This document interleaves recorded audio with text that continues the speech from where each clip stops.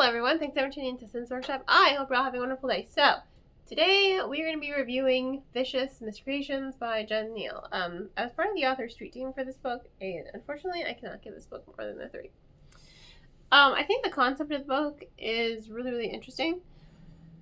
There are aspects of it I liked, but on a whole, I did not like the characters. I felt like it was trying a little too hard to be like Six of Crows, right? They're all pretty abrasive characters. Like, we can all agree. Like, Six of Crows, they're all pretty abrasive, but you can tell that they're all like tortured souls.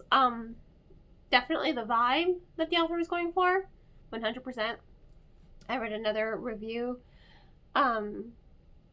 online, and they also got that Six of Crows vibes. I'm like, okay, cool. That wasn't just me. They loved the book. I did not.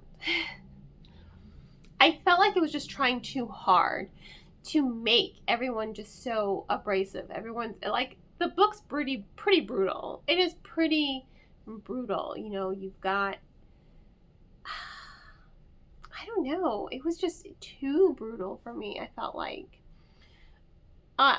everyone was just needlessly abrasive and just cruel. And yeah, this is a tough world. You know, it's kind of rougher than the Grishaverse, honestly, in my opinion. I felt like it is a rougher world. You know, everything's trying to kill them. Everything. The plants are trying to kill them. You know, they live in a city, and pretty much nature is out to get them. So you have to be tough in order to survive this really brutal world. So I get it. I get what the author is trying to do. I was really excited to be a part of the street team, and oh god, I just didn't really love the book. It's a solid 3 stars because there are some redeemable moments for me in the book. Fletcher, Taze, and Watty. Watty's the cat. Fletcher, right? That's his name? God, he was kind of a sweetheart and adorable. Yes, Fletcher. I love Fletcher. I think Fletcher was one of the strongest characters because they're so soft. You know, they have this power where, perfect example in the book, you know, or it happens early on. This guy, random guy, just abuses this cat, Watty, breaks his legs, right? So what does Fletcher do? He uses his magic. The thing is, it's that concept of energy can either be created nor destroyed, right? So what happens? He takes the injury from the cat and he deservedly transfers it to the guy as he's running away who broke the cat's legs. So I'm just like, well, you deserve that, fucker. And he heals Watty and takes care of him. And then, of course, his whole life gets to shit when he accidentally summons Lux or pulls him into his world. Now, that part, I felt like there really needed to be a little bit more explanation with how his magic worked, because it was just about, like, transference of things.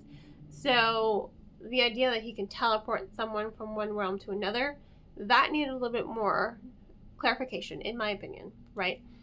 I liked the magic system. I thought it was really interesting. I think it just needed to be developed a little bit more because there's a lot of lore, right? A lot of lore is kind of put into the novel, but this is one of those parts where some info dumping, and trust me, I'm not a fan of info dumping, would have benefited the story, because I would have found myself grounded more in that magic system that really drove the story. Overall, I just think it was lackluster for me. I struggled with this book.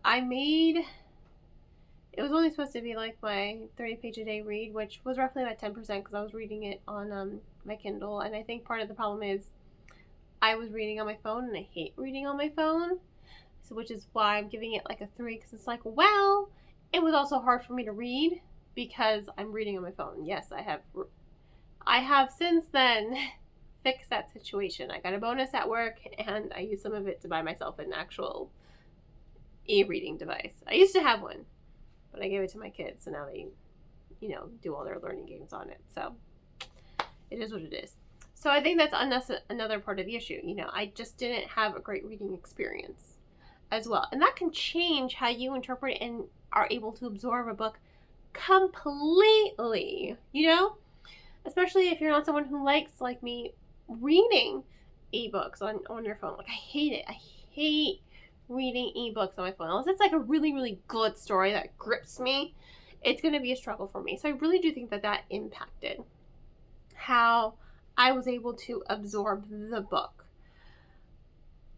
But needless to say, I just did not. Lux was just kind of an asshole, honestly. I get it. They've got a lot of trauma. They have a lot of trauma. Almost as much as Kaz. But the difference is the trauma with Lux is still lingering. And not to say that the trauma with Kaz isn't lingering. It is, let's face it. We've all read Six of Crows. We know. But my problem is there's no actual charisma with Lux at all.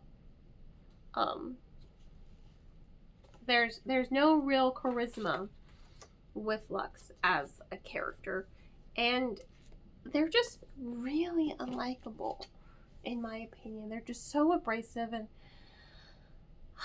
I get where they're coming from. I just did not like them. They were probably my least favorite of the characters, and they are one of the more central of the characters next to Fletcher and Kiana. Kiana, I was kind of a little indifferent to her somewhat, which is another part of the problem. Like, I either need to love you or kind of like hate to love you kind of thing.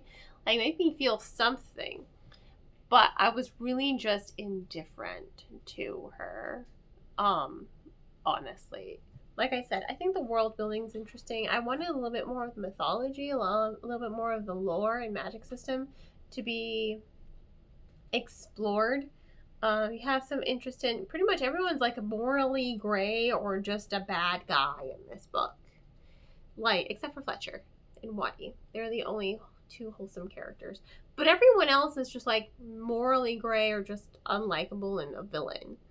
There is no like true good character other than Fletcher. And that's it. But the other, or you have characters like Kiana who are kind of just forgettable, in my opinion. I don't know. I think I just struggle to connect to these characters completely. They were just so abrasive, and I just didn't like them for the most part. I was not invested in them. I didn't really care about them, and that really sucks because I so wanted to just be like, woohoo! Especially now that the author kind of follows me on Instagram and TikTok. I'm like, oh shit, she's gonna see that I like her book. Well, that sucks. Sorry. I apologize. But these are my opinions. There were a bunch of other people who did love the book, and I'm glad that they loved the book. It just wasn't for me. As much as I was so excited to dive into this book and read it, it ended up not being my cup of tea. And it sucks because I really, really wanted it to be my cup of tea, and it just wasn't. I was just, bleh. Bleh. So, it is what it is, I guess. Which is unfortunate. But again, that is just my opinion. And I'm glad that other people really did love the book on that street team, because that makes me feel better, for the authors. I definitely do want to support any indie author.